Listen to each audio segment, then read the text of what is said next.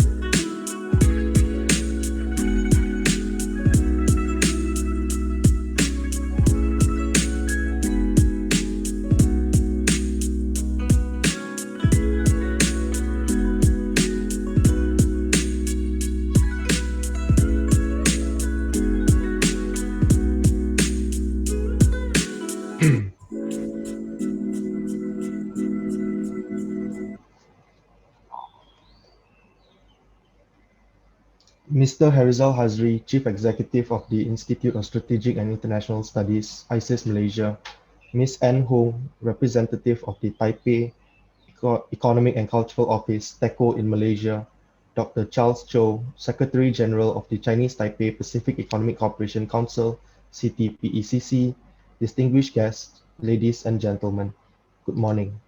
My name is Haris Zainul and I'm an analyst at ISIS Malaysia, and I will be the MC for this morning's proceedings. To kick things off, may I please have the honor of inviting Mr. Harizal Hazri, Chief Executive of ISIS Malaysia, to deliver the welcoming remarks. Thank you, Haris. Madam Anne Hong, Representative of the Taipei Economic and Cultural Office, TECO in Malaysia, Dr. Charles Chu, Secretary General of the Chinese Taipei Pacific Economic Cooperation Council, Your Excellencies, distinguished speakers, honored guests, ladies and gentlemen. Good morning, selamat pagi from Kuala Lumpur, Malaysia. I'm most delighted to welcome all of you today to today's webinar, held in partnership with the Chinese Taipei Pacific Economic Cooperation Council, or CTPECC, and the Taipei Economic and Cultural Office in Malaysia, TECO. The topic for today's discussion is on the impacts of the pandemic and the stimulus packages introduced in Malaysia and Taiwan. This is definitely a very timely topic, as well as an important discussion to have. Ladies and gentlemen, by now we are well aware that COVID-19 pandemic has affected every country globally, although its severity has very much depended on multitude of factors. Some has done well, others are still struggling. Today, most conversations lingers around COVID-19 and its vaccination, how important it is, and how we can see a light at the end of the tunnel. This is definitely good, as it gives us hope. However, it is important for us to realize that the vaccination programs is only a part of the story. The more other important things that we tend to forget is to look at how we can work together to evaluate some of the initiatives that we have taken to get our economy back in motion. Taiwan's success story in growing its economy for more than 3% in 2020 is something that we all aspire to have. Malaysia, for instance, was not as fortunate, and our economy had contracted 5.6%. This was our biggest contraction since the 1998 Asian financial crisis. This is why, ladies and gentlemen, I feel today's webinar is very important. By bringing together experts from Taiwan and Malaysia, I hope that we will be able to examine some of the negative impacts of the pandemic, and perhaps more importantly, look at our stimulus packages and think about ways of areas that we could change and do better to ensure that we can bring economic progress to both our nations. With this, hopefully we can not only look to the end of the pandemic on the public health front, but also, more importantly, to give a new future for both of our economy, as well as how we can continue to contribute with other countries around the region and globally. I would like to thank Dr. Charles Cho, my counterpart from CTPECC, for being such helpful co-hosts, Madam Ann Hong and TAIPEI, Malaysia, for their partnership with ISIS that has allowed us to actually have this webinar this morning.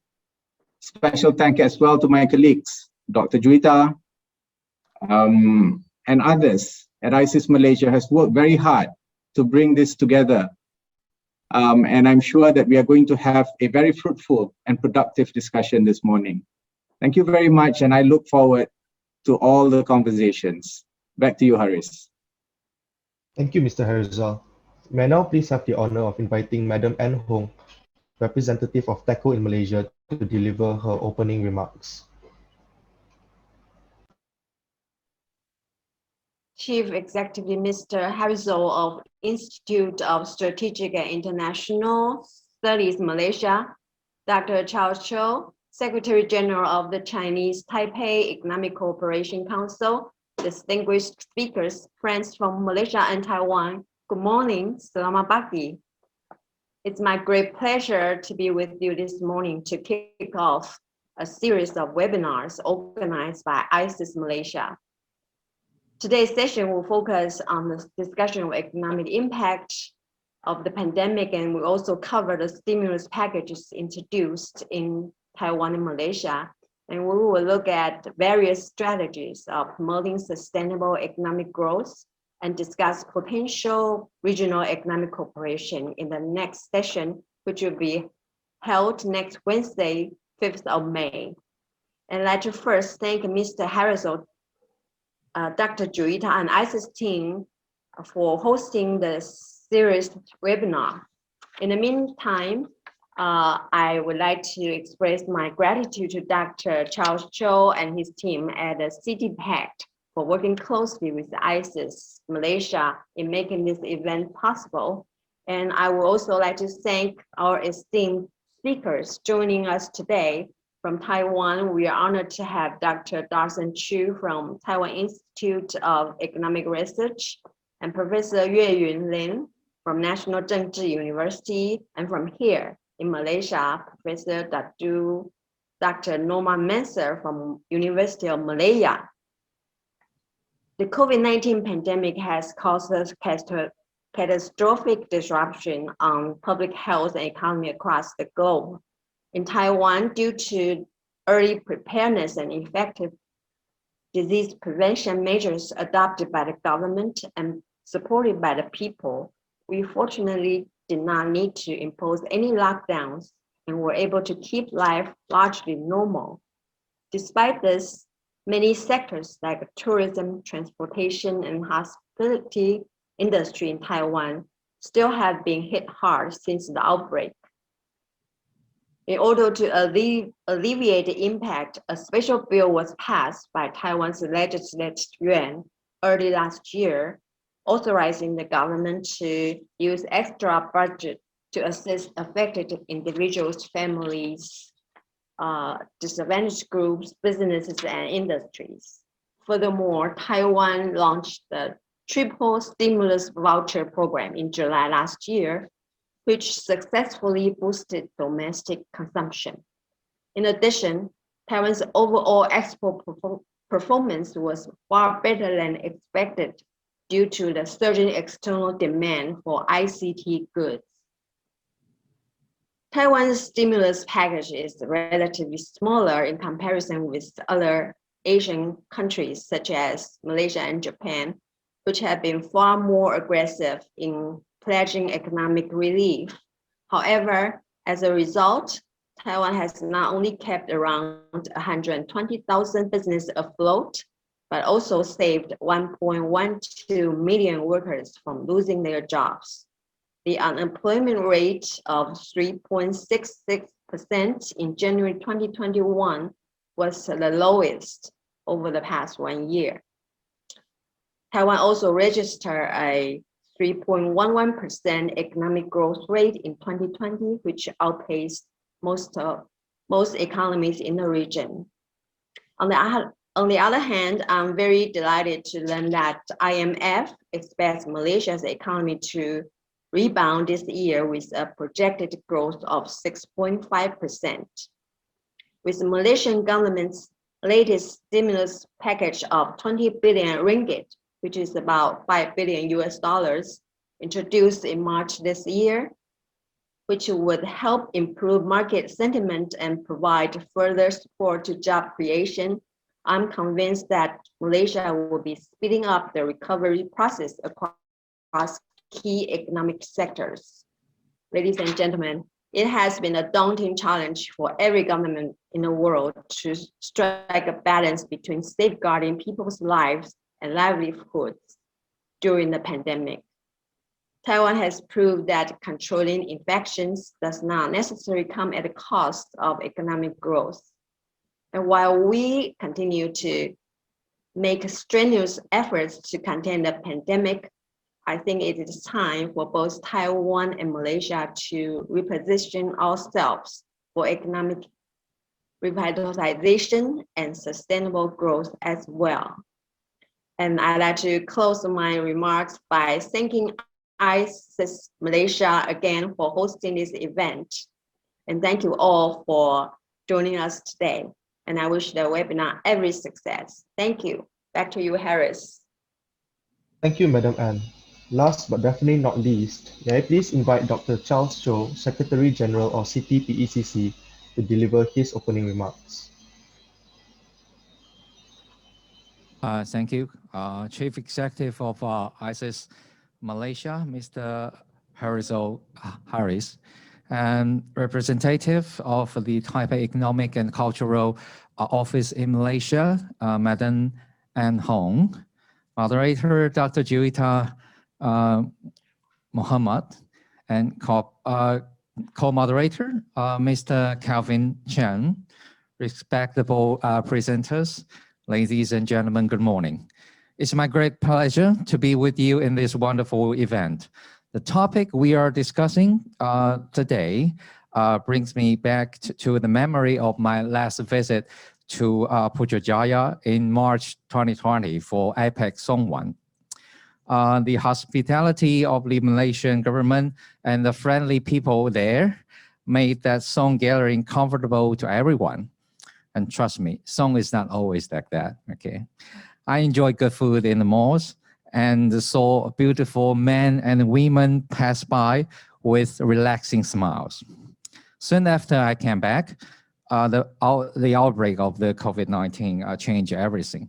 I have been blocked in Taiwan since then. Just like what has been mentioned in the two remarks before me, the economic and the social impact of this pandemic are unprecedented. According to the research of the Policy Support Unit of APEC, the pandemic has brought uneven impact to individual industrial sectors, local communities, and economies. Each of us try all we can to buffer the impact based on the endowments and capacity we respectively possess. Both Malaysia and Taiwan partially achieve our goal through these efforts. However, the pandemic is far from ending. It seems that another turning point is coming as the rollout of vaccines give us hope.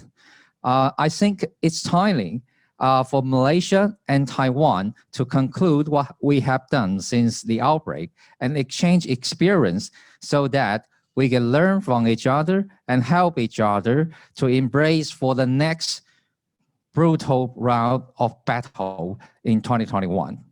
I firmly believe that this bilateral engagement between the two institutes will help lift the welfare of our citizens of Malaysia, Taiwan, and the Asia Pacific. And it is just the beginning. My special thanks to the ISIS Malaysia sincerely, the Taipei Economic and Cultural Office in Malaysia, and everyone joining today. The success is yours, and the CTPECC is glad to contribute. Thank you again. Thank you. Thank you, Dr. Charles. Before we begin with today's webinar, may I please request for Mr. Harizal, Madam Anne, Dr. Charles, and our distinguished speakers to switch on your cameras and face their cameras for a group photo session.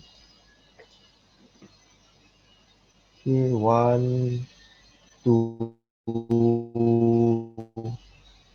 3. Thank you everyone for your cooperation. With that, may I now please pass the floor to Dr. Juwita Muhammad, the moderator of today's webinar titled The Impacts of the Pandemic and the Stimulus Packages Introduced in Malaysia and Taiwan. Thank you. Thank you so much, Haris. Welcome, Excellencies, honored guests, ladies and gentlemen. Without further ado, let me welcome our first speaker, Dr. Darson Chew, to the floor. He is a research fellow of the Department of International Affairs and Macroeconomic Forecasting Center at TAIPEI. He received a doctoral degree in leadership in organizational management from the University of Phoenix, Arizona. And he will actually look into Taiwan's economic performance and policies in addressing the impacts of COVID-19. So may I please invite Dr. Chew. The floor is. Thank you, Dr. Juwita. And I also take great pleasure in attending this very important webinar. My presentation will be about Taiwan's economic performance last year, the year when the COVID-19 hit the global economy the hardest, and also my government's policies in response in mitigate the impacts, especially on the business sector.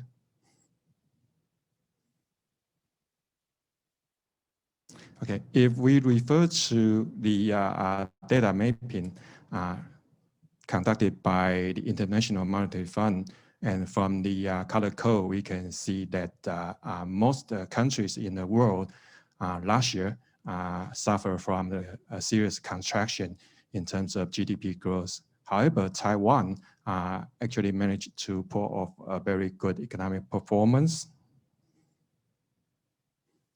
And Taiwan is an export-oriented economy. And that means that actually external impacts has been caused some serious damage on Taiwan's economy in the past. For example, in the year of 2001, and Taiwan actually had its very first negative GDP growth since the formation of its national statistics, and standing at the minus 1.4%. And at that time, that particular external impact would be the dot-com bubble burst. And the second ever negative growth took place in the year of 2009, the GDP growth standing at minus 1.6%. And when the external impact was the global financial crisis. And the third shocks would be the COVID-19. Actually, COVID-19 hit the global economy harder compared with the previous two shocks. But however, Taiwan managed to have GDP growth by 3.11%, which is even higher than its economic performance in 2019. And I'll explain why. By referring to the Google Cloud Mobility Analysis, we will be able to see how the COVID-19 caused impacts on a certain country. And on the category and for retail and recreation, we can see that the participation of Taiwanese people actually somewhat deviated from the baseline. When I'm talking about baseline is the horizontal axis of 0. And so we can see from this slide at the end of first quarter and almost all second quarter of last year, the participation in this category actually somewhat deviated from the baseline.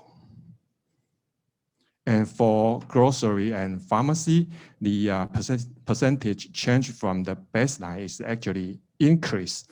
Because if we recall at that time, it's kind of like a universal mindset that people tend to get prepared for the worst.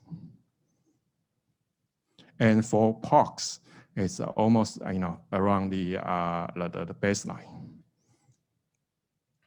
And for taking public transportation, up to the third quarter of last year, because people are still worried about the virus. Of course, now I feel very safe last year, but still people tend to reduce taking the public transportation during the outbreak, because everything was so uncertain last year. Okay.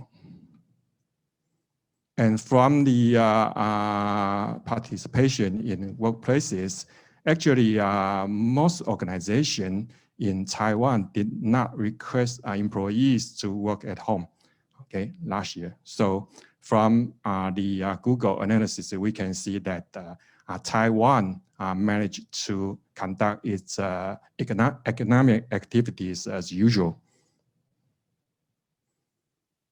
However, in last year, especially when the outbreak got very serious, for example, in April 2020, the International Monetary Fund was not very optimistic about Taiwan's economic growth for last year. And the organization predicted that Taiwan's growth would decline by 4%. And in October last year, finally, they adjust the forecast upward to 0.05%. And in April this year, earlier this year, they finally accept the Taiwan's performance will be above 3%. And also, at the same time, they forecast that Taiwan's growth for this year will actually stand at 4.75%. Even with a very higher base effect. And also, by referring to another international forecasting agency, that is the IHS Markit. Similarly, in April last year, IHS Markit trusted that Taiwan will be hit by the outbreak. So at that time, the organization believed that Taiwan would grow by only, or decline by 1.6%. But because this organization actually issued their forecast on a monthly basis, so we can see that they actually adjust upward their forecast for Taiwan every month. And up to last month, February this month, they finally accept the fact that Taiwan had a performance above 3%. And also in April this month, they forecast that Taiwan's GDP growth will be 4.5% for this year. And then I'll share with you Taiwan's government policies for COVID relief and stimulus, especially for industries. Three main categories, which are financial aid, employment assistance, and tax breaks. And for the item of financial aid, Taiwanese government provided 750 billion NT dollars in financing for businesses, medical organizations, educational institutions, and workers facing the pandemic disruptions. And also, Taiwanese government provide interest subsidies for existing loan repayment extensions, extensions about borrowing to cover salaries and rent, and loan to fund stimulus-driven capital expenditures and cash flow requirements for small, medium-sized enterprises. And for the category of employment assistance, subsidies provided to supplement salaries and training for low workers, and government provide unemployment payments for temporarily unemployed and compensations for those companies. And the priority assistance was given to affected SMEs and high-risk manufacturers for health and safety-focused facility and equipment upgrades during this outbreak of pandemic. And also subsidies have also been expanded to encourage companies to promote a healthier work-life balance for employees. And finally, for the item of tax breaks, for hard-hit small companies exempt from revenue reporting, tax authorities are allowing assess the sales and taxes, and enterprises that lose business income due to the outbreak can deduct the losses from taxable income. And deadlines has been postponed to allow for temporary postponements and installment payments, and the tax breaks will be given to employees who pay employees during the difficult time. So from the content, actually we can conclude that the Taiwan's specific policy to relieve the business impact on its industries is not so different from other major countries' policies. And by looking at the Taiwan's GDP growth for last year and on each different quarter and on a year-on-year basis, and we can see that the bottom is at the second quarter, similar to all other economies in the whole world. But however, compared with the same quarter of 2019, okay, Taiwan's GDP growth of Q2 still remain positive growth. And for Taiwan's GDP structure and forecast, we can see that, okay, Taiwan's private consumption took around a little bit less than 49%, government consumption around 14%, fixed capital formation around 24%, and exports minus imports in goods and services around 10 to 14%. So that means that Taiwan's current account surplus over GDP ratio would be around 10 to 14%. Okay, and also we look at the GDP growth for last year. Private consumption actually, compared with previous year, declined by 2.37%. That means that I'm not saying that the COVID-19 has no impact at all on Taiwan's economy, or Taiwan is entirely immune from this outbreak. It's not the story, actually. By looking at factor contribution to GDP growth in last year, we can see that very clearly private consumption contribute negatively to the 3.11 GDP growth. But however, net exports in goods and services contribute the most to the growth. So I would say that the reason why Taiwan will be able to pull off a good economic performance, one is that because of government policy help mitigate the impacts to some certain extent. And the second is the relying on the engine of exports. And because Taiwan's unique status in global ICT supply chain, and at that time, also the virus triggered a paradigm shift, causing, I would call it a virus-driven new economic model.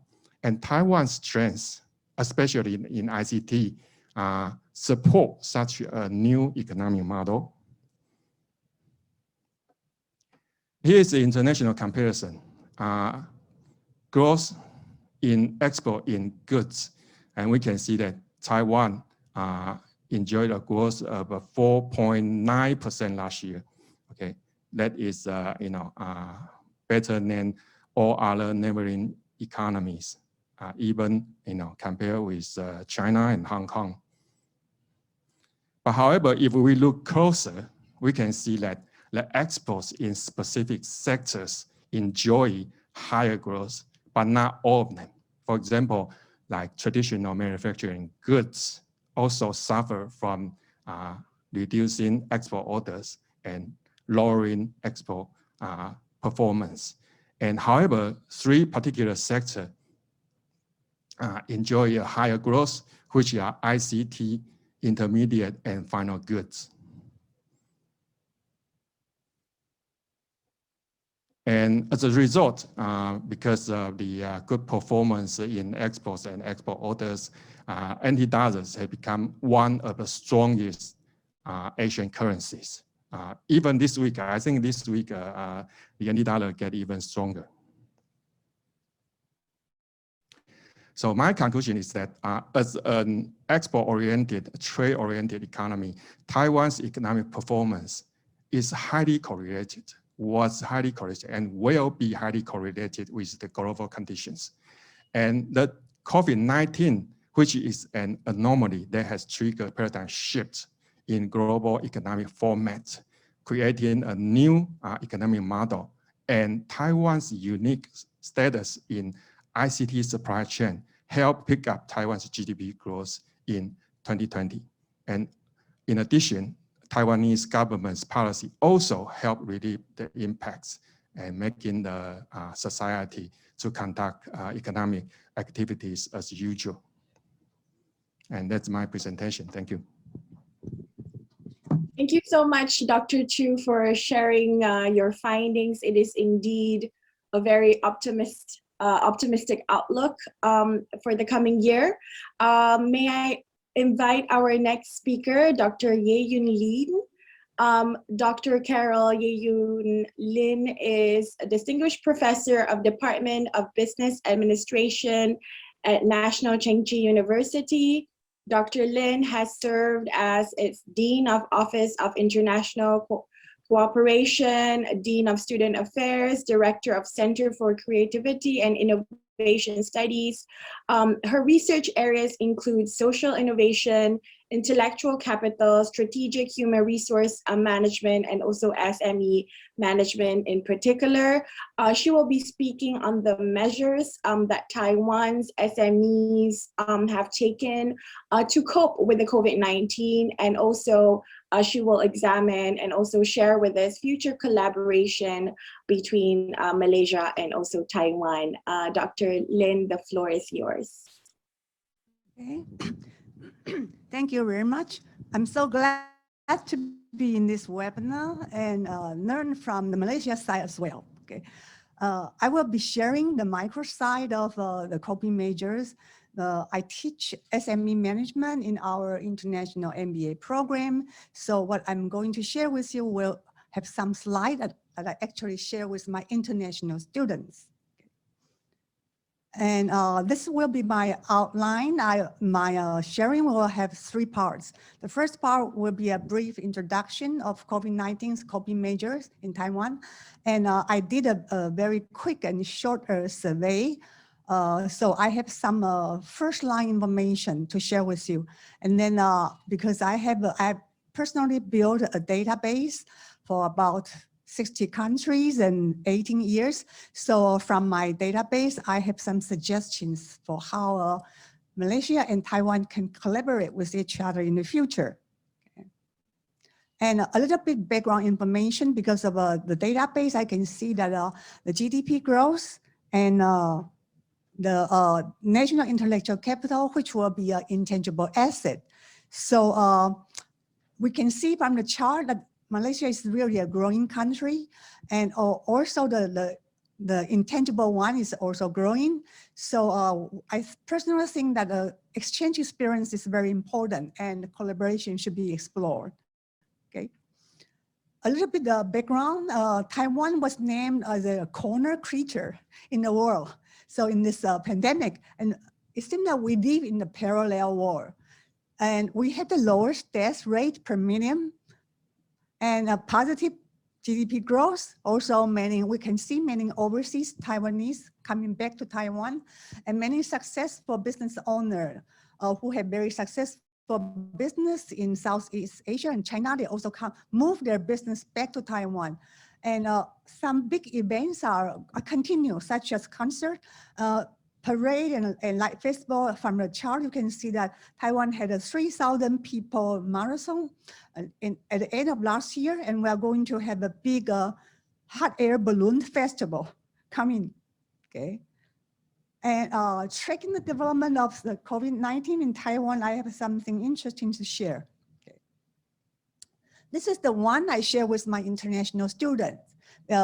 tracing from the very beginning that Wuhan city was closed before the Chinese New Year holiday, because this is a very important holiday for us.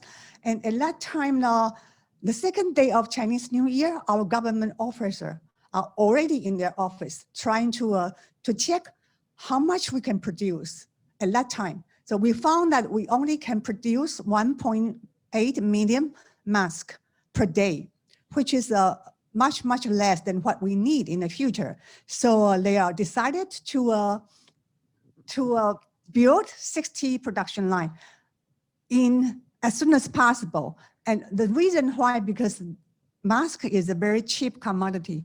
So most of the production line has been moved out, and we do not have enough capacity to produce enough masks.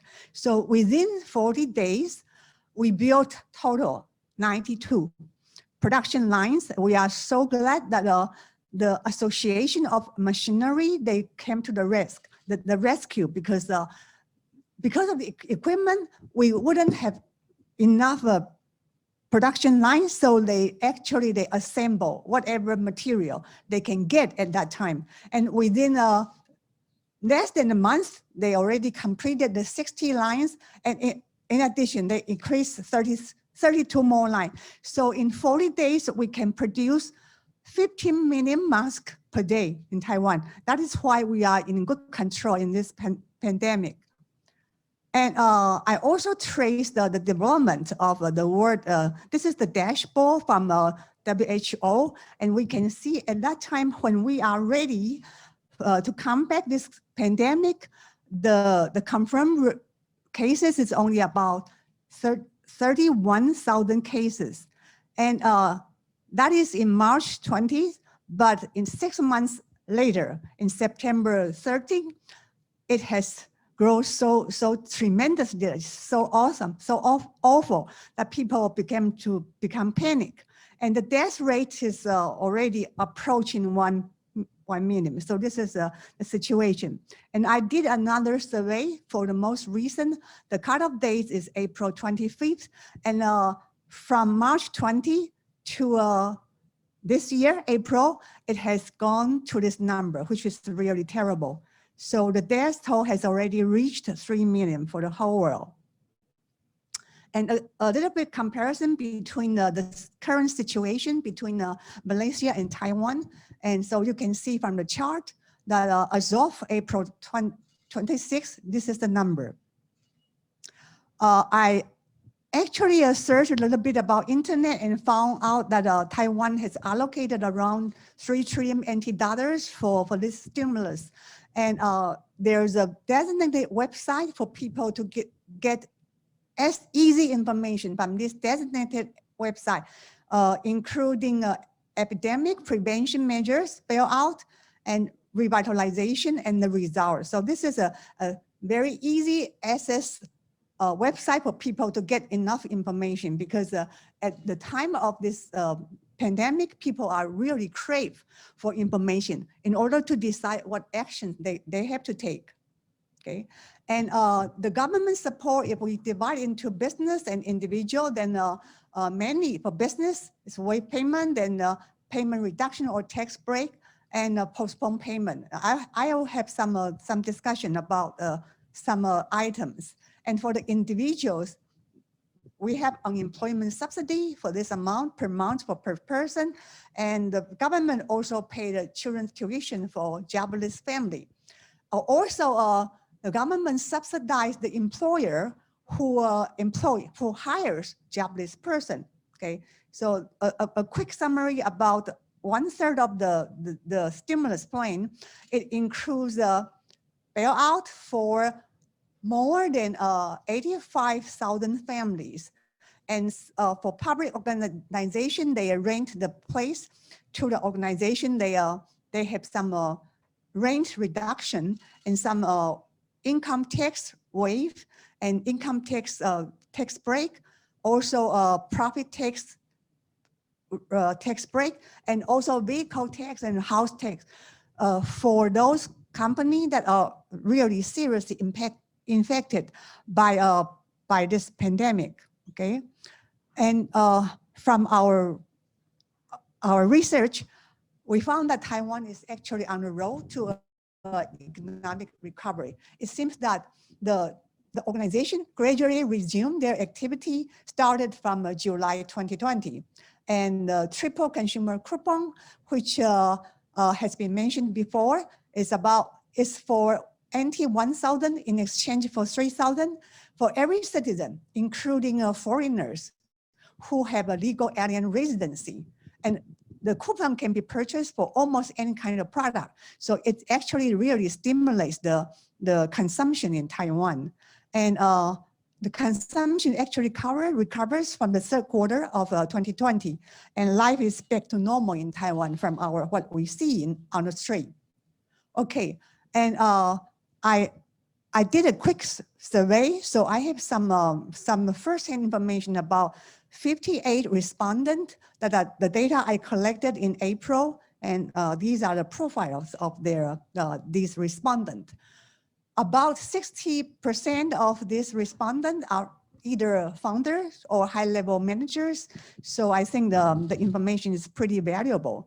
And most of them are in service industry, and a lot of them are 71% are SME.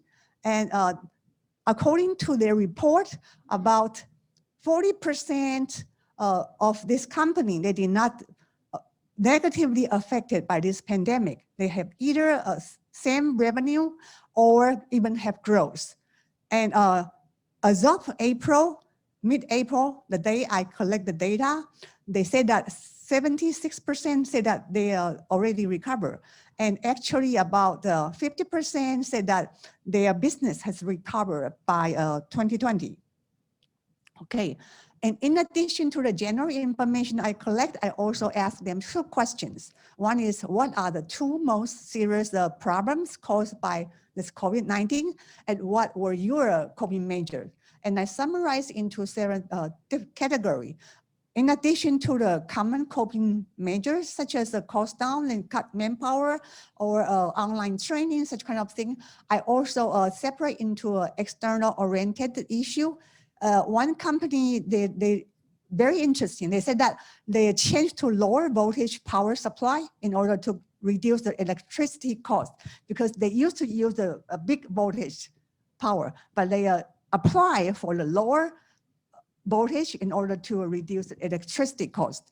And of course, there are several. They explore domestic markets. They rebrand their product in order to fit the home or health product. And they did a lot of customers caring. Also, in terms of operation-oriented measures, they purchase, some of them purchase new equipment. And one company, they hire a lot of foreign labor. They even purchased one certified dormitory in order to reduce the foreign labor's quarantine cost, which is, they are relatively rich. I think they can use their money to purchase a dormitory.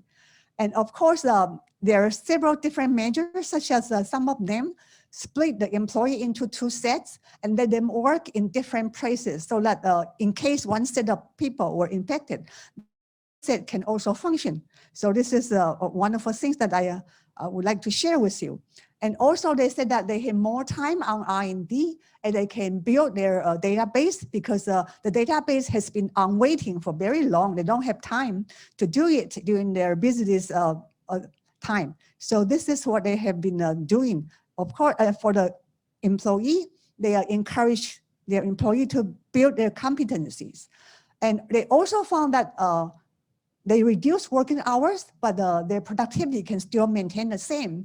So it is a new finding for them. Okay, and I observe their information. I also read some articles, and I found that the rationale of coping measures of our Taiwanese governments, including they would like to change from scale economy to very focused market. Okay, and although because of the pandemic, the business scale becomes smaller, but they provide bigger service. And they develop intelligence economy and share economy because of the pandemic. They also, some of them used to be competitor, they become collaborator in order to have a win-win situation to wait through this pandemic. and they try to help their customers succeed. And they create one position called customer success manager. They would like to take good care of their customer. And they also found out working on the loyalty of customer is more important than develop new customer. So they pay special attention to those customers that really contribute more to their revenue. And they create excellent experience for those customers. They provide them a great experience, and they assure them that they have firm commitment for their satisfaction and their needs.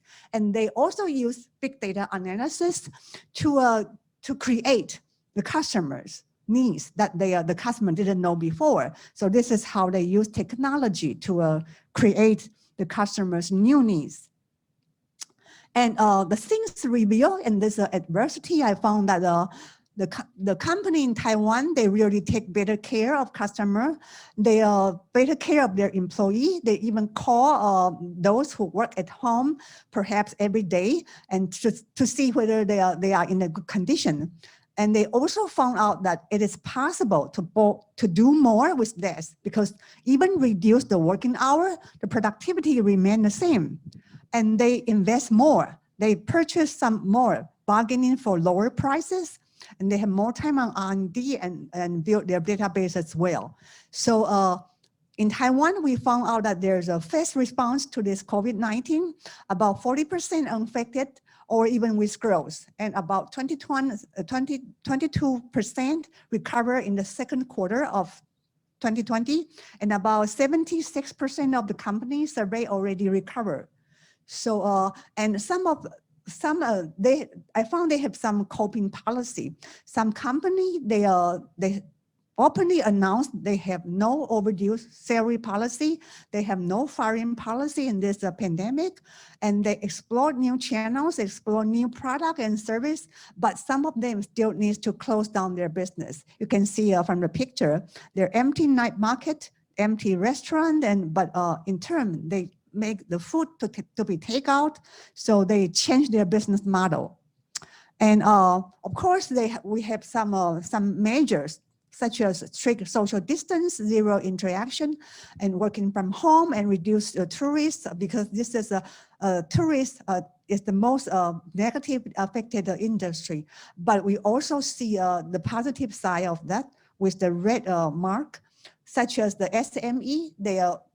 This pandemic forced them to do digitization, try to make everything digitized as more as possible. And we also saw an airline company, because they lose their business, they try to make their VIP meal, they sold in 7-Eleven. That means they changed their business model. And also we have a so-called pseudo travel, that people are crave for traveling abroad. They just and our travel agents and the airline company, they just create a pseudo travel that for the customer to actually check in and go on board the airplane and circle above Taiwan for a few hours and coming down. And it's very popular in Taiwan at that time. So this is a new business model as well. And I actually proposed a model for Taiwan's economic recovery. And the first of all is the government, because government is very fast in providing the financial support. And of course, they are also, they have stipulated the matching policy in order for those financial support to be quickly dispensed to those people in need. And we have very strong IT, information technology. So that's how we control our pandemic in a very good, very efficient way. And the banks are very fast, especially the public bank. They are very fast and flexible, providing those stimulus.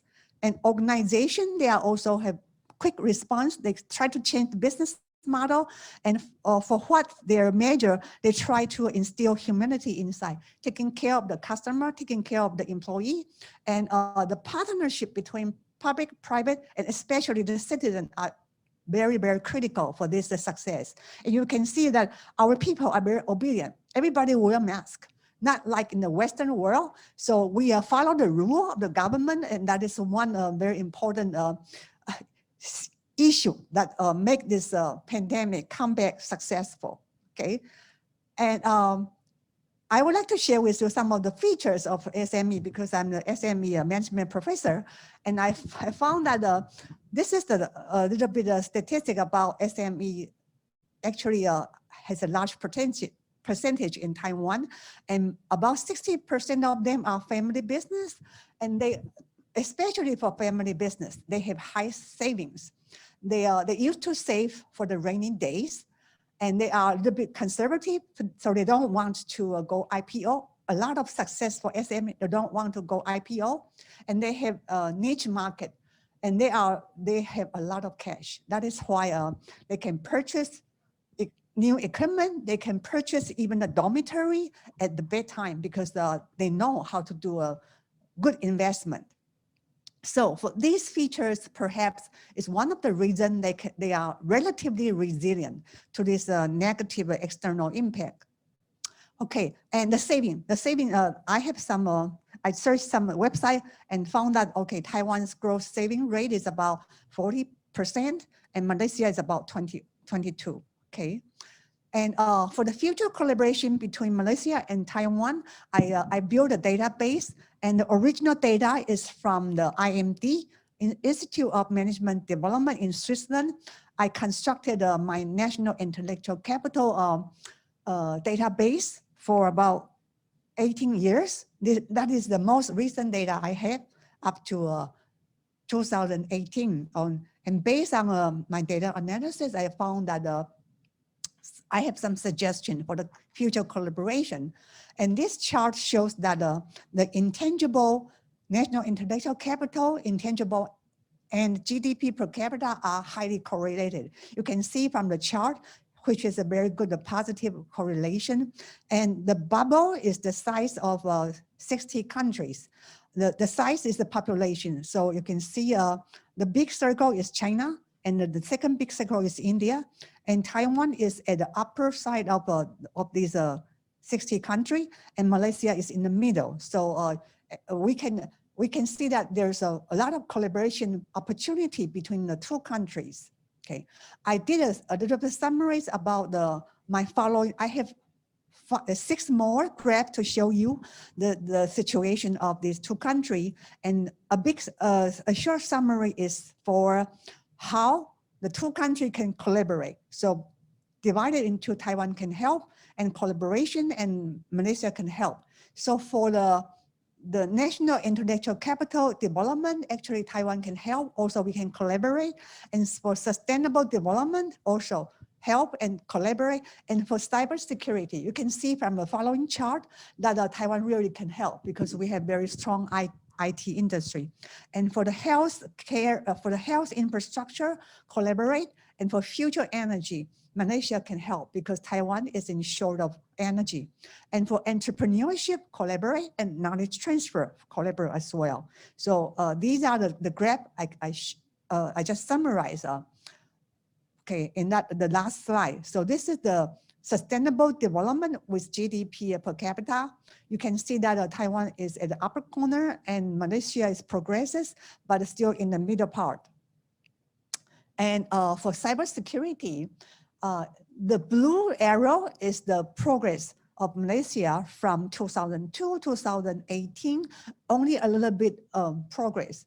Taiwan, although a little bit backwards, but we are still at the upper corner. So actually Taiwan really can help Malaysia in terms of cybersecurity. And this is the health infrastructure versus renewal, because renewal is very important for future development. And Malaysia is very good in progressing from 2001 to 2018, but also Taiwan can help, okay?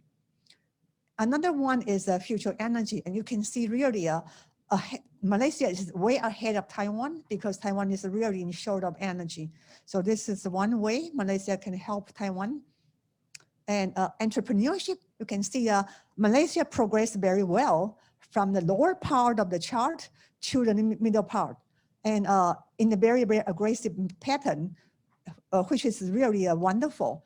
But you can see that the paths are overlapped. That's because we are closing to each other, so we can help each other. And this is the knowledge transfer. Also, Malaysia really progressed very, very well from the bottom to the almost the higher corner. And these are also the way that the two countries can collaborate with each other, but Taiwan can help because Taiwan not only progress from the knowledge transfer, but also renewal.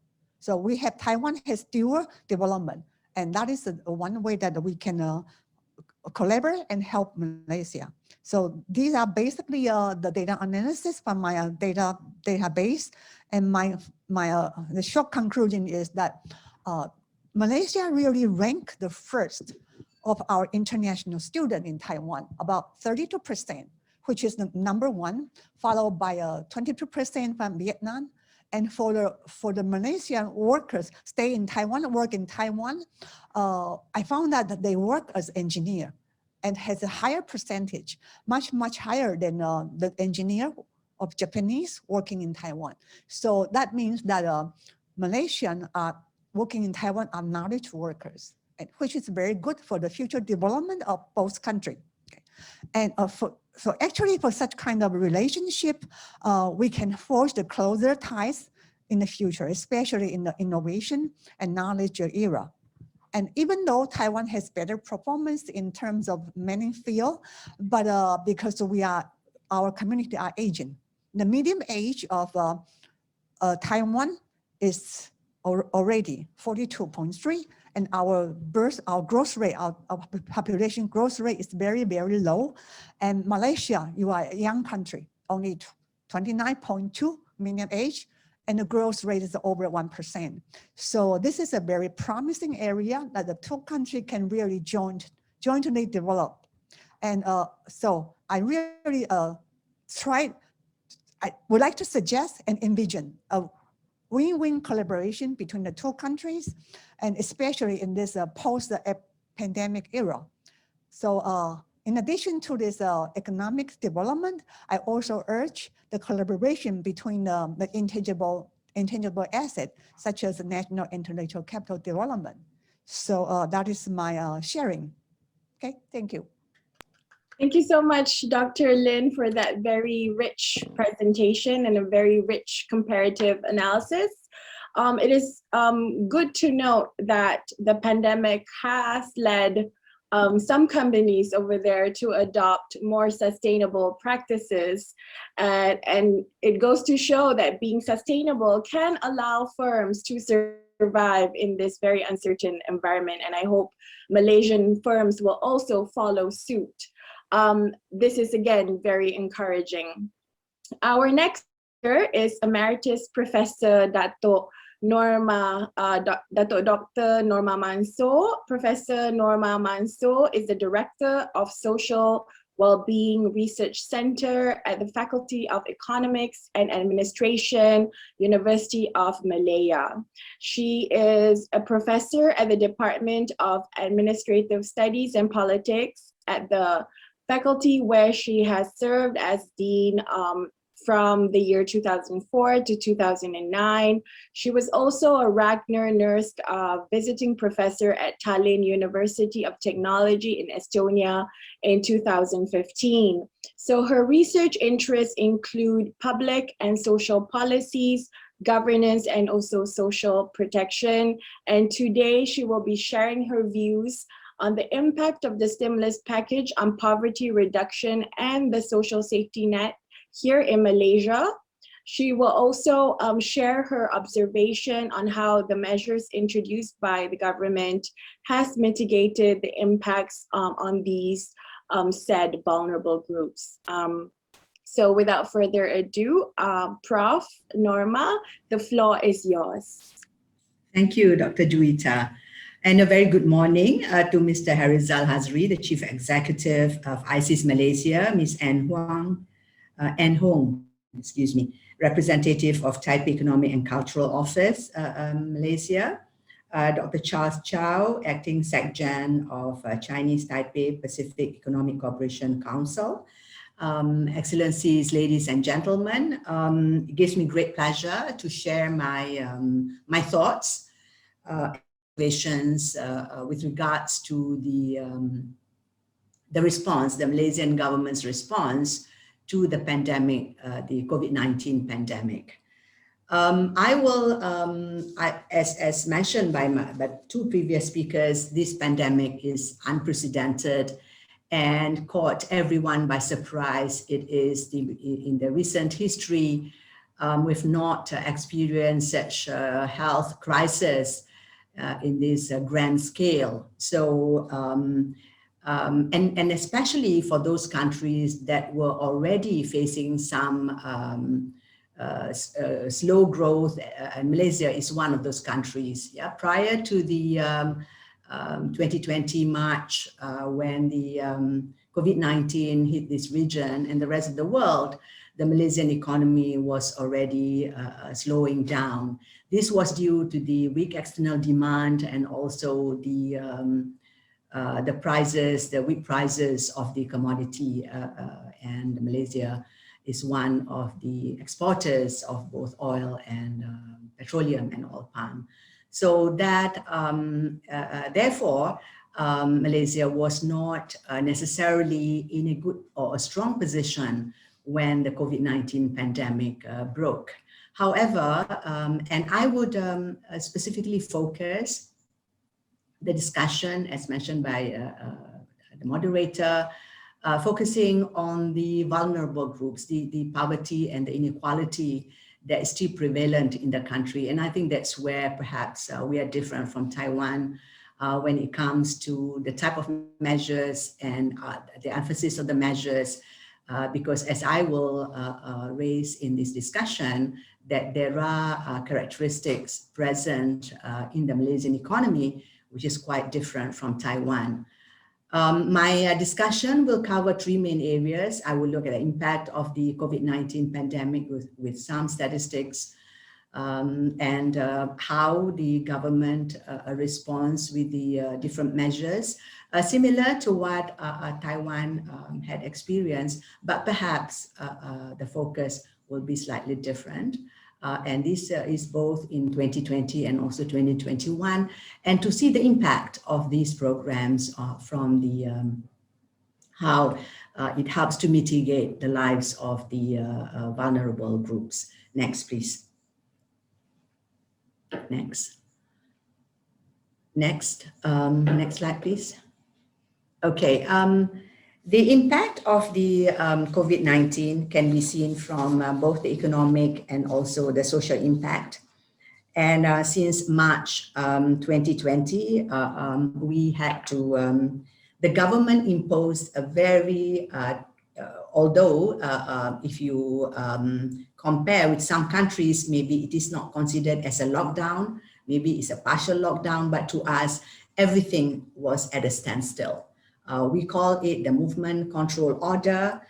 It started in March, and almost all sectors, almost all economic and social events were shut down. It was only the essential services that was allowed to operate. Yeah.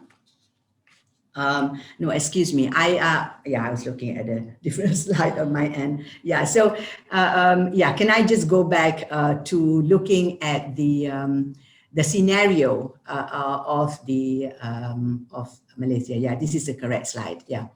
The scenario involves three vulnerable groups of Malaysians. Yeah, that I will quickly talk about how their situations were. And the COVID-19 pandemic exposed these cracks in the Malaysian social protection system. The vulnerable groups are the children, the adults, and older persons. And as the statistics shows that 90% or 1.7 million children live in relative poverty. So this is how as I mentioned, that although progress have been made in the last 30, 40 years for Malaysia, but we are still struggling with issues of relative poverty and pockets of also the very poor. Yeah. And 2 in 5 of children are stunting or poor nutrition, and 14,000 secondary school children drop out of school, and 1 in 3 children have no access to any electronic device for remote learning. And among adults, as mentioned by Professor Lin, yeah, that our savings rate, and in our case, we have this statutory savings for retirement, and 55 to 60% of Malaysians are not necessarily covered by any statutory contributions, be it the civil service retirement scheme, or which covers about 1.2 million people, and also about 40 to 45% covered under the Employees Provident Fund, but the rest, including women, they are not covered by any statutory contributions. And more than 50% of our EPF or the Employees Provident Fund members are earning below the reference budget or the recommended budget, which is 2,500 Malaysian ringgit a month. And 96% of Malaysians have insufficient savings to last for 6 months. And for businesses, if Dr. Ling shared with us that 60% of the businesses in Taiwan are family-owned, about 90% of Malaysian businesses are micro or SMEs, yeah? And out of that, out of the 90%, 98% are micro and family, very small family businesses. So for these type of businesses, when the movement control order was introduced, or what you can describe as the partial lockdown, that they do not have sufficient savings.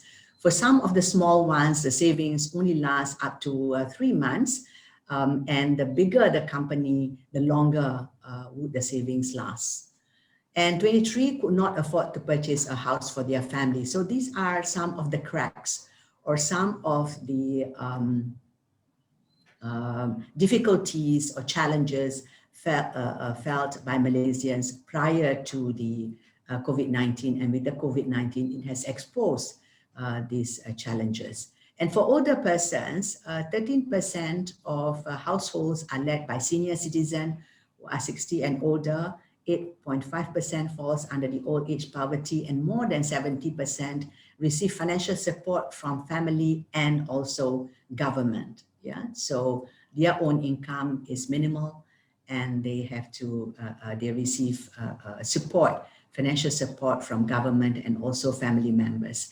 And healthcare needs are 6 times higher among the older persons, and 85% from our Malaysia Aging Retirement Survey, which is conducted by our center, indicates that 85% regret not saving more for their retirement. And income in Malaysia is also relatively low or low by the standard of the countries within the same income bracket, which is the upper middle income. Yeah. So next. Next, please. Yeah, so I would, I did not do the impact of COVID-19. Yeah, it's not easy when I'm not managing these slides. Pardon me, can I just go back to my slides earlier of the economic impact and the social impact? Because I think that's important to put my discussion in perspective. My second slide, I think, my second slide. Yeah, the second slide. Do I have the second slide, please? The one before? The one before. On the impact of COVID-19. Do I have that slide? This one, yes. I'm not. So just to this case, yeah, I did talk earlier that by comparison, the COVID-19 had impacted on Malaysia a lot more than it does on Taiwan. Yeah, we have over 300,000 confirmed cases, over 1,000 or close to 1,005 deaths, and since April 15, there are more than 2,000 cases. And as we were discussing before our formal session, that we were doing pretty well with the first wave. And there were even 0 detected cases and 0 death for a day or so. But the second wave happened in Malaysia when we had our local election in Sabah, and since then we are not able to control or to bring it down to the level that we feel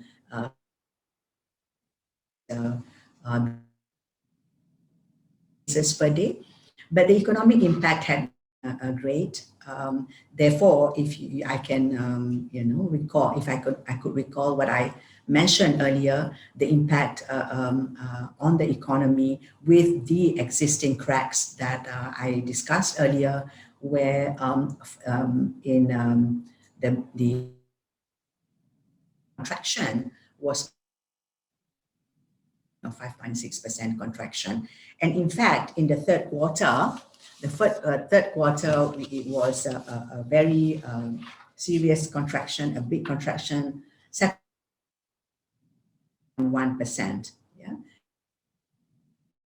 contraction improved. The economy picked up much to our surprise and to the analyst's surprise that it was better than forecasted.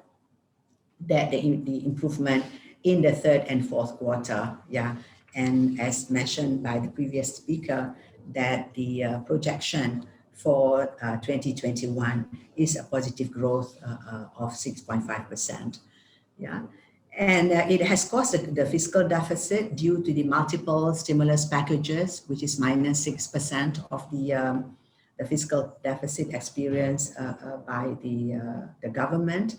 And more than 30,000 cases of business were folded closed since the movement control order, and with the closing of businesses and other services, there were about 100,000 job losses, yeah, beginning since the start of the movement control order.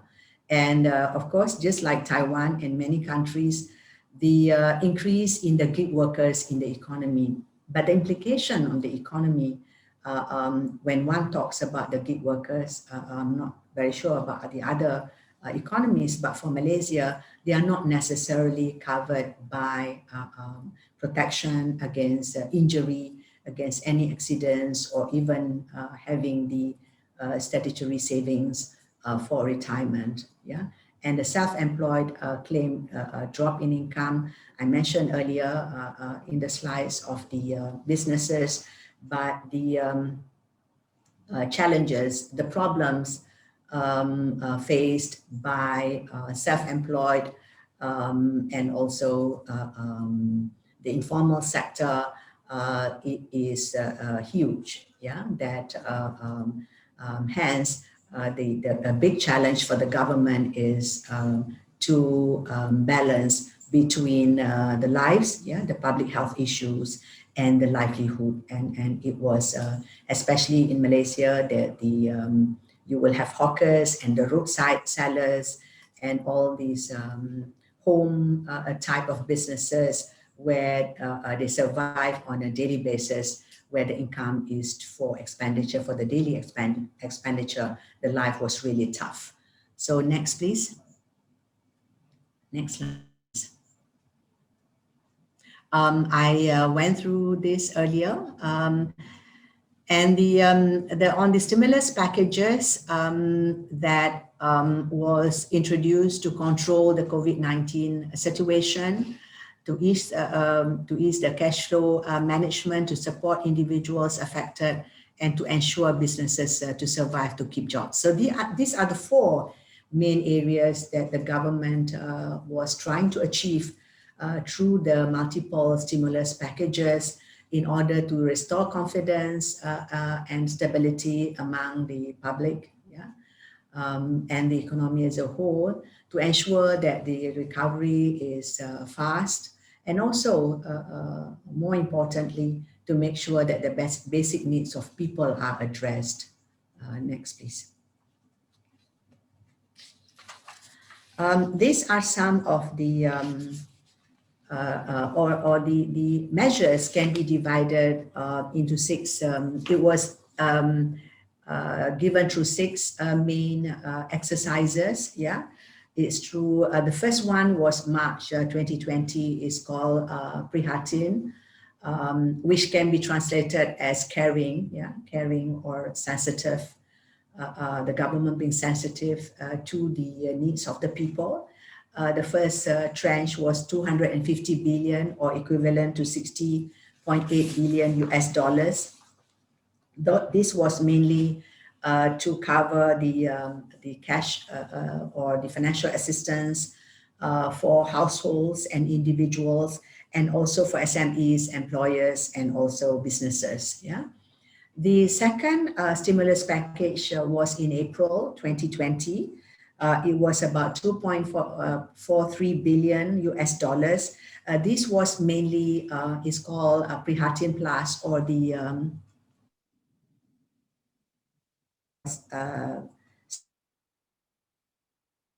for grants and wage subsidies. The third package is called the Penjana. This is mainly to re-energize the economy. There's an array of tax benefits and support for businesses, and also wage subsidies. It was about 8.52 billion US dollars. And it continued into September 2020. And this was when the wave 2 was beginning to take off, yeah, of the pandemic. And this is again to individuals to continue from Prihatin, the first Prihatin, with individual support and wage subsidies. It was also an additional support to the employment insurance system, and also social security organization, which is managed by SOCSO, or PERCESO in Malaysia. This is to support the informal or the self-employed as well, with the wage subsidies, or wage support that is called. It's also for micro enterprises, and also the middle 40 group level of income earners, and for all sectors, and also the different types of financial assistance. Yeah? So this is the 2.43 billion in September 2020. Now, the economy was beginning to open up, and January 2020, another stimulus package was introduced. This is more of the tax relief, and also to support, because Sabah was badly affected by the pandemic, and Sabah was given the priority in this 3.65 billion US dollars PERMAI, or the economic protection, the economic and people protection in 2021. And the Pemerkasa that was launched in March 2021 is about empowering people and the economy. It's 4.87 billion ringgit. This includes the tax relief for individuals, and also tax exemption, and extension of wage subsidies, tax deduction, rental, and so many others in here, including the withdrawal of the from the EPF. Yeah, earlier it was the account 2 of the Employees Provident Fund, where it is a statutory retirement fund. 30% is allocated in account 2, and 70% in account 1 for retirement, which can only be withdrawn at the age of 55, and 30% can be withdrawn for other exigencies that has been spelled out. But in the earlier package, individuals or the contributors can withdraw from their 30% contribution under I-Lestari up to 6,000 ringgit per year, which is 500 ringgit a month. So this is coming from the savings of individuals. Yeah. So the stimulus packages in Malaysia is a combination of making it easy for individuals to withdraw from their statutory savings and the contributions from the government. Yeah, so for March 2021, 11 million ringgit was a direct fiscal injection. Yeah, so hence it has contributed to the fiscal deficit that was faced by Malaysia. So the total spending of 82.7 billion US dollars is equivalent to 23% of the Malaysia's GDP combined. It is the largest federal budget for financial year 2021. Yeah. So next, please. I will talk, just share with you about the fiscal performance and also the Malaysian growth performance over the years. And as you can see from the graph, yeah, if I can show here, the blue line shows the budget deficit and the red line shows the growth. And our serious deficit was in 1997 when we had the Asian financial crisis, we suffered during the global financial crisis, not as bad as other countries or not as bad as the Asian financial crisis for Malaysia as well. But this time around, it hit Malaysia quite badly. And as you can see from this graph, that the budget deficit since 1997 crisis, we're not able to regain our fiscal position prior to the 1997 crisis. We have improved over the years from the year 2000 until 2007 there. But since then, we're not able to control the fiscal deficit. It dipped during the global financial crisis. We're able to control up to for the next few years after the 2009, and we face a decline again in our fiscal, or rather we spend more than we earn from 2017 onwards, and experience this large deficit in 2020. Next, please. I'm sorry, Prof, could you wrap up your presentation in the next few minutes or so? Okay, so yeah, so this is the different, how the different packages affect the different groups. Yeah, we categorize this household as the income level groups. The B40 is the bottom 40% of the income group, M40 and T20. So the stimulus packages is a combination of universal and targeted measures. Next, please. It was trying to affect everyone, and the government was hoping that the stimulus packages will make sure that no one is left behind. Again, these are the affected groups that I mentioned earlier, including the indigenous groups and also the senior citizens and people with disabilities. Next, please. Next slide. The organizers wanted me to explore a bit more on I-Lestari and ICNR. I mentioned earlier how these are the, aside from the civil service pension, this is the other or the only statutory retirement savings that we have.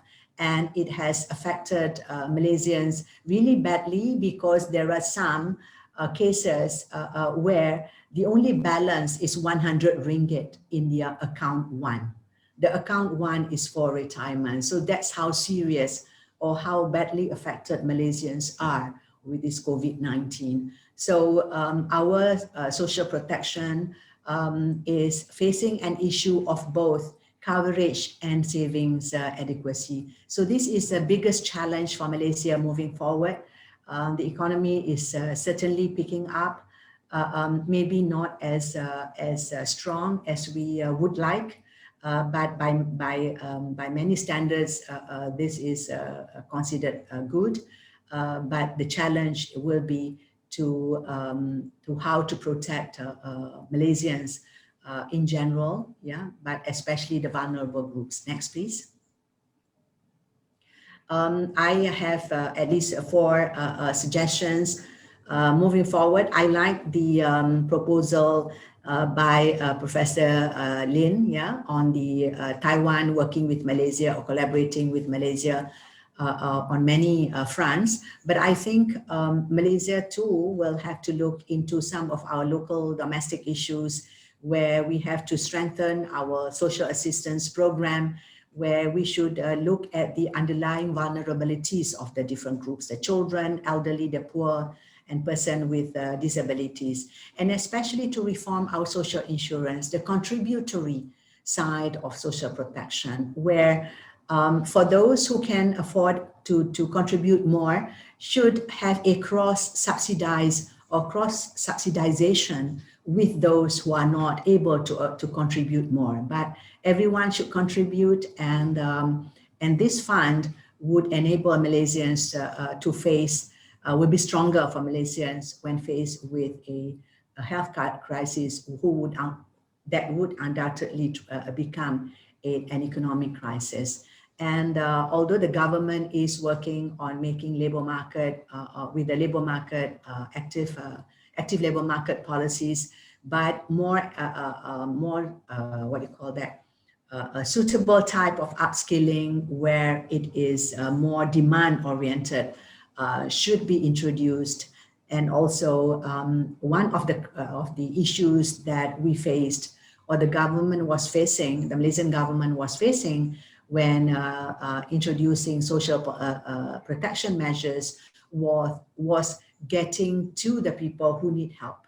So having good databases, although we are improving, and the Malaysian Social Protection Council is looking at strengthening our databases and making it interoperable, but more has to be done in order for us to reach Malaysians everywhere, at every corner of Malaysia. So my last words, Dr. Juwita, will be for Malaysia, and especially for Malaysia, I think that we should not waste this good crisis. If you want to take any lessons from this, to review, to relook, and to reform measures of how we protect Malaysians. Yeah, thank you. Back to you.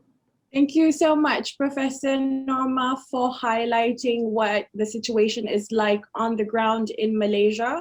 I do agree that if reforms were to take place, it has to take place now, and a crisis is the biggest push for this, for our government here.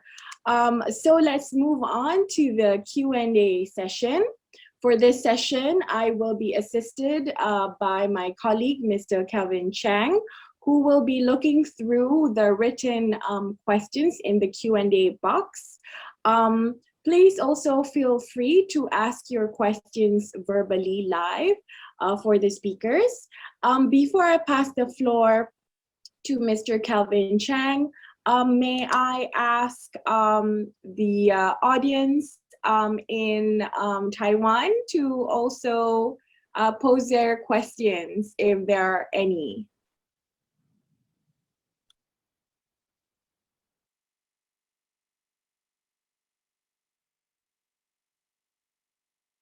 Are there any questions from the floor from Taiwan?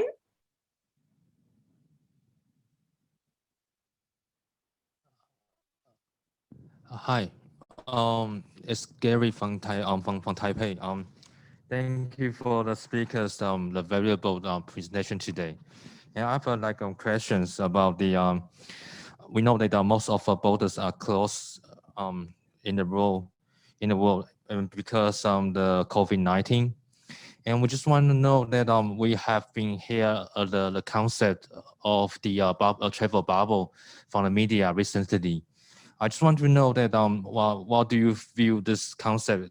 Does this concept can really help the economies to help the recover the economies? Thank you.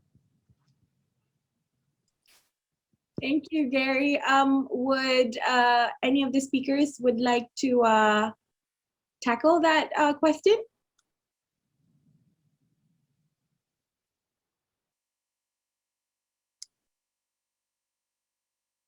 Professor Norma, Professor Lin, Professor Chu.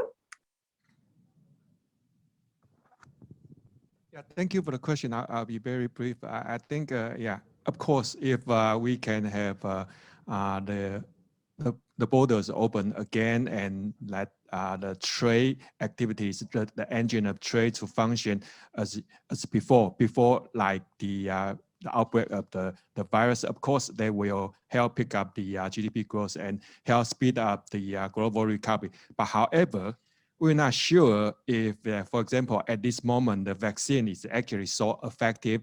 If the, like, for example, like confirmed cases increase, then there will be another, impacts on the global economy. So at this time, we're not very sure. And I think in a way, there's a scientific question, it requires scientific proof. If, for example, like we are very sure that the vaccine actually work, and it's safe to open the border, yes, of course, that they will help speed up the recovery process. Thank you. Are there any responses for that question? Right, okay. If there are no other questions from the floor, let me pass the mic to my colleague, Mr. Calvin. Thanks, Dr. Juwita. So I have, I think, a couple of questions from the Q&A Zoom tab. So the first question is from Reza Ghazali asking about Taiwan's. So Mr. Reza Ghazali congratulated Taiwan for handling the country's economy while balancing social responsibility to Taiwanese citizens. But he is asking if there's any strategy and assistance on upskilling and reskilling workers. This is to Taiwan. And there's another question on, maybe I'll take two questions and then we can answer them in turn. There's another question on Taiwanese responses to COVID-19. So Mr. Kok Fei Chin asks about what is the percentage of Taiwan's fiscal stimulus package in terms of GDP? So how many percent of GDP is the total fiscal stimulus packages? And then also he asks the Taiwanese experts can elaborate on Taiwan's vaccine program in terms of the progress and such. So maybe we'll take these two questions first and then we'll go back to the Q&A.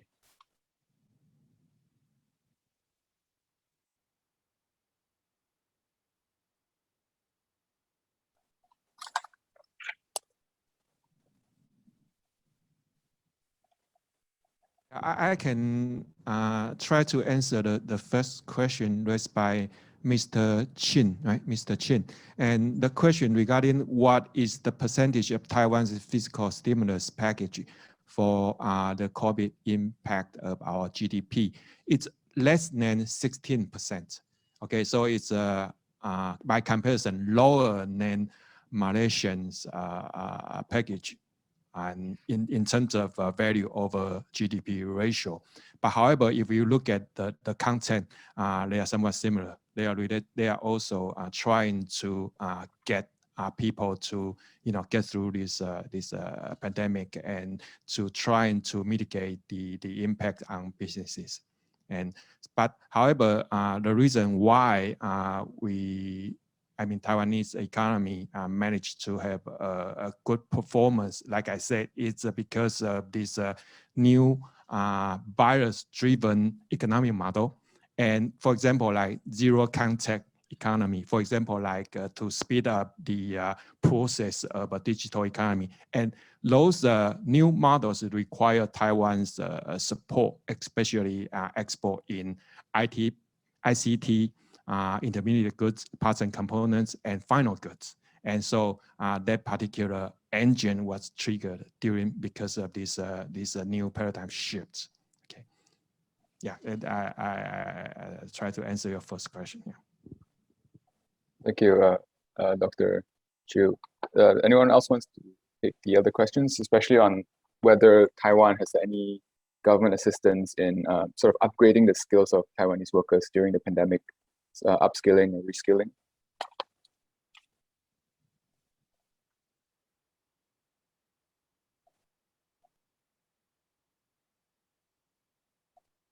I can share some information about the government-sponsored Sure. upskilling, especially for the travel agent, those tour guides, they are really out of business. So they organize a big event of training those tour guides and to become more skillful in the future, perhaps in the language and in different area. And by attending those training seminar, they can get salary. They got paid by the government. So this is only one example, but also for the organization, the government also sponsor organization who would like to train their employees, and as well some of the business owner, they know that their people doesn't have to work, so they encourage them to get training online. They provide online training program, so it will be separate for the government sponsor and the individual self-initiated training. So in terms of this bedtime, I think there's a lot of skill upgrade, yeah, in terms of Taiwanese people. Okay. Thank you. Then is there any, Dr. Juita, do you want to go to questions from the floor? Sure. Can we also have some questions from Taiwan from the floor? If there are any, please don't be shy. Hello. Yeah. My name is Eugene Chen. I'm a financial consultant. I own consulting firms in Taiwan, and based on my experience, I've seen many of my clients. I went to Malaysia about 30 years ago. At the time, there were two categories basically. One is electronic industry. Another part is from agriculture side, which was focusing on the fish farming. And many clients are very successful, developed in Malaysia. But after that, no continuous these efforts and activities been followed, though some of them are quite successful in Penang and in other parts of Malaysia. And now compared to those earlier investment in Malaysia from Taiwan, I doubt it, and I want to know whether there's a second chance for Taiwanese to move to Malaysia to make some investment there. And compared to say 30 years ago, now Taiwan's technology and also this entrepreneurships are more stronger than before. So some of my clients are thinking, compared to say 3 decades ago, now the size of the investment overseas, and after this COVID-19, I think the small size is more difficult. And also the government of Taiwan is focused, highlight very much on this southbound policy, overseas investments. And we happen to notice that maybe we should focus something more on the infrastructures, basic infrastructure projects in both in this Southeast Asia, ASEAN countries. So Malaysia maybe one way or another can help Taiwan, and some of them are my clients, if they can do something in Southeast Asia to do some infrastructure projects, for instance, such as agriculture project or electronic things, for instance, like this they call blockchain supply chains development, which is very well developed in Taiwan. And I just want to know, because based on SMEs, it's rather difficult to do it independently. So if possible through Taiwan's this think tank and Malaysia think tank. If we can work out something collectively, maybe we can do something. But we simply want to know what is the interest of Malaysian sides. If they are, who should we approach for such development? That is my first question. Secondly is, I want to ask particularly for one financial institution, which is, we call it ADB. We call Asian Development Bank.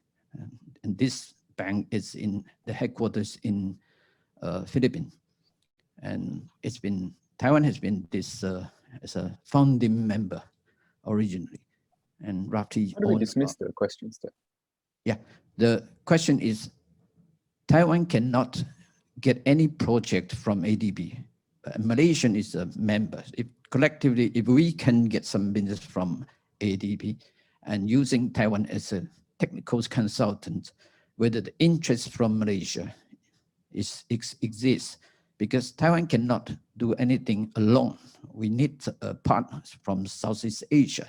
So that is some of the intention from my clients. Yeah. So these two questions, see whether anybody can give me some response. Thank you very much. Thank you for those questions. Professor Norma, would you like to try to answer the questions or Yes. have a response to it? Yeah, thank you, Juita, and thank you for the question. I think this is very valid, yeah, that although the second question maybe, the economic representative and also ISIS can take it further. But on the first question, I think, yes, Taiwan had contributed to the growth of the electronics industry, in Malaysia. And also the agriculture side, the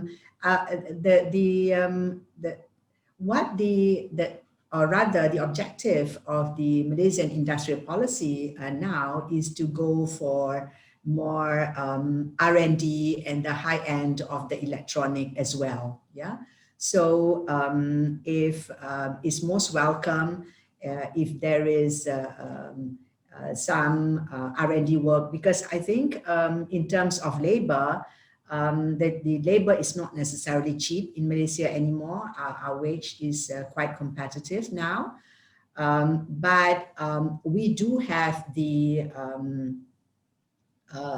knowledge workers. Yeah, our people are trained in technical, vocational, that can be capitalized on, and science and technology. So I think on the research side, yeah, including on the agricultural sector, there's a lot of potential that can be tapped there. And I think maybe the two countries, the Taiwanese business can approach our MATRADE and MIDA in MIDA, I think, when you're talking about coming into Malaysia. Yeah. And the second point too, we benefit, our center, yeah, the Social Wellbeing Research Center benefit from the Asian Development Bank too, in terms of research. So I do understand the function and the role of the ADB. And of course, I think if there is a demand or request from the Malaysia side to work with Taiwan, especially looking at the areas of strength that Taiwan has, that would be another way of moving with some of these initiatives. Yeah, thank you, Juita. Thank you so much, Prof. Back to you, Cal. Thanks, Dr. Juita. So I think we'll move on to some of the questions in the Q&A tab. And I have a question from Jaideep from REFSA. So he asked if Taiwan's SME-oriented stimulus measures like assistance for employers who hire unemployed workers, are these Taiwanese stimulus measures replicable in Malaysia given our financial constraints? So that's one question. Maybe Prof. Norma can answer that. And I'll take another question. Second question is on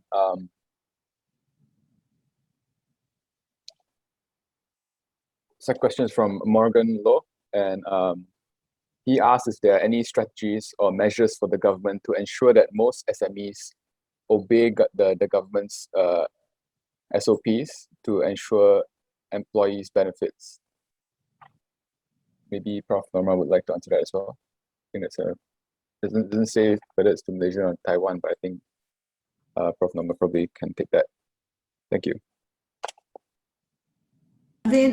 Calvin, do you mind repeating those questions, please? The first one. Sure. So the first question is whether or not Taiwan's SME-oriented stimulus measures, like assistance for employers who hire unemployed workers, are these measures, replicable in Malaysia given our financial constraints? I think Prof. Norma, you presented earlier about our fiscal deficits and fiscal space. Mm-hmm. Yeah. And the second question is whether there are any strategies for the government to ensure that SMEs obey government SOPs, I think. Yeah, thank you. To the first question, there was a measure introduced to retain workers. That's the wage subsidy program. Yeah, but to hire unemployed workers, due to the constraints, the government did not introduce, or rather, we don't have such measures. Although I think what is key in this context is how the employment insurance, the employment services under SOCSO has been very active and very efficient in terms of labor exchange, where the SOCSO tries to match, or they will have on their website the employer's needs, the type of workers they need, which employer, and also employees that need the job. So job matching is done quite actively, or rather very well, because I sit on the board of the employment services. Yeah, so and the government has been very active, and I think from the report that we get the daily report on the job matching. It has been quite successful. Yeah. Calvin. Now, on the other question of whether the SMEs, whether the government has introduced measures, the SOP, standard operating procedure, so that SMEs can go ahead and conduct their businesses. I think this is a part of the relaxation of the MCO, the movement control order, where some services, although not just essential, now more services can be open, including hotel, tourism, and all that, but with strict standard operating procedures, such as the capacity cannot be full, maybe 30% capacity, and you have to observe physical distance, you have to wear masks, and all this, and sanitize, and going for localized type of control, where even in schools and all that is the implemented now. So I think the fact that the economy is picking up is due to the fact that many sectors are open now. Thank you. Yeah, it's an excellent point. And I think I'll move on to, there's some other questions here on the Q&A tab. I'll move on to this question from an anonymous attendee and this is to the Taiwanese experts. So the question talks about how Taiwan is becoming more entrenched in the global technology supply chain and has inevitably become a focal point in the technological competition between the US and China. So what kind of measures are taken by the Taiwanese government so that these negative effects on Taiwan, which is an export-oriented economy, how does the Taiwanese government mitigate these risks? So that's one question, and I'll take another question from Mr. Eddie. So he asks, in contrary to Taiwan, the COVID-19 cases in Malaysia continue to rise today. So he asks if the Taiwanese side can provide a few key measures that the Malaysian government can learn and adopt in managing the spread of the COVID-19. So would Taiwanese experts like to answer this question? Maybe we can start with Dr. Chiu. I'll try to answer the first question. First question regarding how Taiwan has now equip itself as an IT hub because it takes years, it takes decades to develop Taiwan's IT sector. For example, let me see that every country has its own economic leading indicator. But however, if you look closer at Taiwan's leading indicator, one of the sub-factors is the imports in semiconductor equipment. And you don't find that kind of setup anywhere else. For example, by comparison, the United States leading indicator does not include such a component. That means that actually Taiwan's strength lies in export, especially in semiconductor, and that take decades. And also government has been for a long time supporting such development. And so when it comes to the new virus-driven economic model and Taiwan's export in relevant parts and components, actually there are strong demand. And also that's the reason why the organization in which I work, which is TIER, issue its forecast for this year, Taiwan's GDP growth standing at 5.03%, and even with a relatively high base effect of last year. Okay, I hope that answers your first question. I can share what happens in Taiwan. I think the information technology helps a lot. For every citizen, we have a health card, and the health card is really connected to many different systems. So the government knows those who are in quarantine. If they did not follow the rule, they step out of their house, the government immediately know and ask the people responsible to call, where are you now? And so they can actually trace every person. And also for the purchasing of masks, you know that mask is a very essential thing to protect ourselves. And at the initial stage, people are just lining up to purchase the mask. But the information technology can tell the citizen which store have some inventory. You can go there so that you don't have to line up in such a wait for so long. So our information technology is really powerful. So we use our health card to purchase masks, to purchase anything, even the triple consumer coupon. We also use that health card. So you will not be able to take the coupon twice because everything is recorded in the system. So for this very powerful IT system, not only the epidemic prevention is controlled, totally controlled, but also some stimulus. So you can always check whatever information you like from the website. So this is how information technology help Taiwan to do such a successful prevention, and also for the future growth as well. So this is one piece of information I would like to share.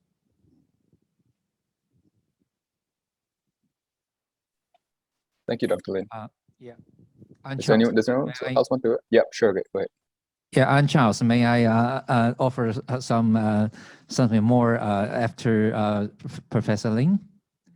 Sure. Yeah, I would like to share with all the audience today that yes, in the case of Taiwan, we take good advantage of our digital technology on disease control. For example, Professor Lin just mentioned that we use our cell phone to track the location of citizens who are required to obey our quarantine rules, or we use our new app, so to inform our people where the masks are available and something like.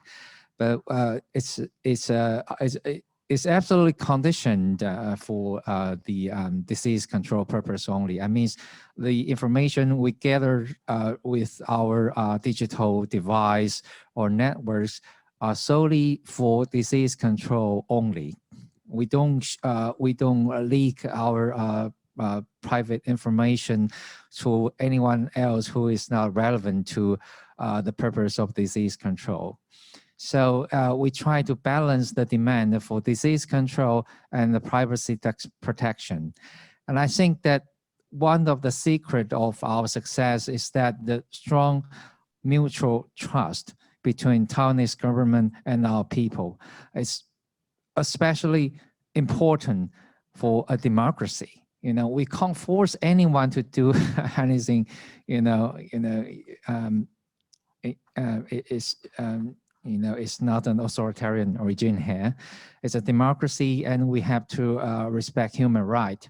So the success of our disease control measures using the digital device is based on the mutual trust between the Taiwanese government and people. And I think that's something deserve your consideration. Thank you. Thanks for that, Dr. Charles. That's very good. I think we'll just take a last questions from the Q&A tab because we're running out of time. So I have one question. I think maybe Prof. Norma can answer this from Simone Galimberti about whether what could be done to build on stimulus package to support persons with disabilities and aim to have a more structured and systematic system to support persons with disabilities in the long term, beyond the pandemic. Then maybe just another final question about any special measures for tourism in Malaysia. Thank you, Prof. Yeah, okay, I'll take on the disabilities, yeah. Our proposal for disabilities is not just during the pandemic. It's part of the social protection on strengthening the Malaysia's social protection that it has to be automatic, yeah. At the moment, you'll have to register if you are a person of disability. So we are proposing that it should be automatic, and support will be given to them, such as first is on their needs. Yeah, there's some people with disabilities that is not able to carry on or to continue their daily lives. So these are some of the basic things that we have to do. But most importantly, our proposal is to for person with disability to be an automatic registration, and then we look into their needs. Yeah. And the second question is about reviving the tourism industry, is it? Yep, correct. Yeah. Okay. Just quickly. So, yep. Right. I think there are several packages already that the government has introduced to support the tourism industry and especially to relieve businesses from paying. I think there was tax rebate.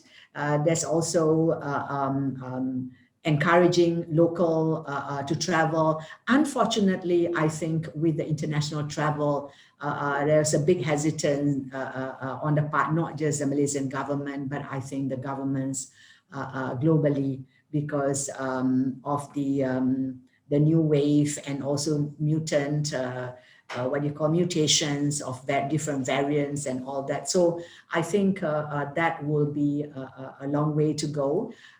Therefore, the support will still have to be a very direct type of support and creating, but one way to go, I think it was asked earlier, was about the travel bubble. Yeah. So Malaysia wanted to talk earlier after the first wave with Singapore, and I don't think that really happened because we were not able to control. A second wave took off quite quickly, and I think if the vaccination happens and things get slightly better, then the travel bubble can work, but otherwise it won't. So I think the measures for the government will still have to continue with what is happening now, especially with the tourism industry is the most affected, right.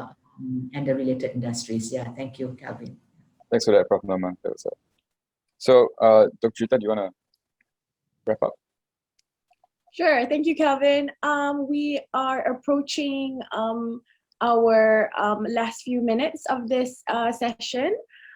Before we wrap up this webinar, may I ask the speakers to summarize or to give their last messages in a minute or so, given our situation this year and also last year. What would you like to see different governments do in the next coming year or so in the fight with our invisible enemy, the pandemic?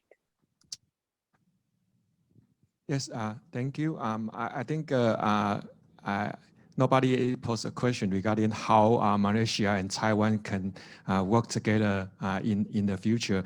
I think we talked about earlier about the knowledge sharing, and also I would like to propose that maybe these two countries can strengthen their ICT cooperation by building a bilateral, for example, ICT supply chain.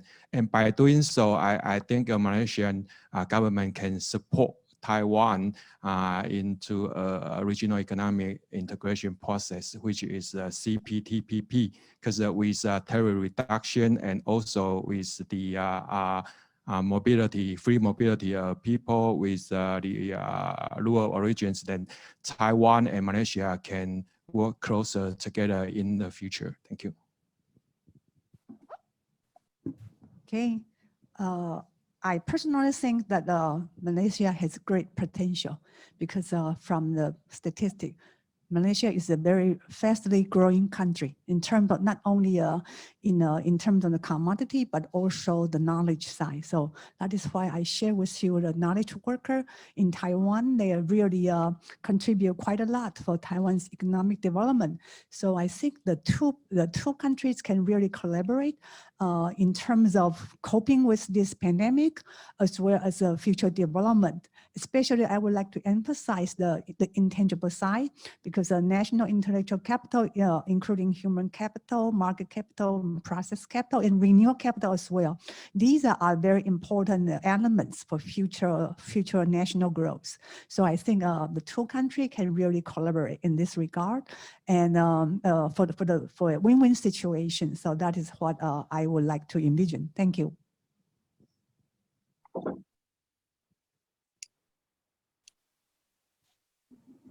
Thank you. It's my turn, yeah, Dr. Juwita. Okay, thank you very much for giving me this opportunity and having a discussion with the Taiwanese colleagues. I benefited a lot from here, and I think Malaysia can learn a lot from Taiwan. For Malaysia, I think the pandemic has exposed a lot of the weaknesses in the system that although we knew, but we took it for granted. We were caught by surprise, but the country managed to withstand the onslaught of the pandemic, to mitigate the effects on the lives and livelihood of the people, because we are pragmatic. Yeah? The government has taken pragmatic measures. But for the long run, moving forward, I would like to see a more strategic and developmental approach to social protection, to how we protect our poor and our vulnerable groups. That the social protection has to be stronger, because this is it is not a charity way of doing things. It is a strategy for development, yeah, by protecting, by providing good health and education to the people in general. I think that's what Taiwan has done. Our growth can be better distributed, and we can even get a bigger and a stronger growth in the future. Yeah, thank you. Thank you so much to all of the speakers and also to the audience for their very interesting and very challenging questions. I would like to also thank our partner, TAIPEI Malaysia, and also our partner in Taiwan, and also to all of the parties and units that have helped to make this session a very successful one indeed. We would like to see you all again next week for another session with our counterpart in Taiwan. And with this, I will pass back the floor to our MC, Mr. Haris. Thank you, Dr. Juwita. Learned speakers, distinguished guests, ladies and gentlemen. Thank you for spending the past 2 hours with us. Before we conclude our proceedings today, may I please request for all speakers and moderators to switch on and face their cameras for another group photo.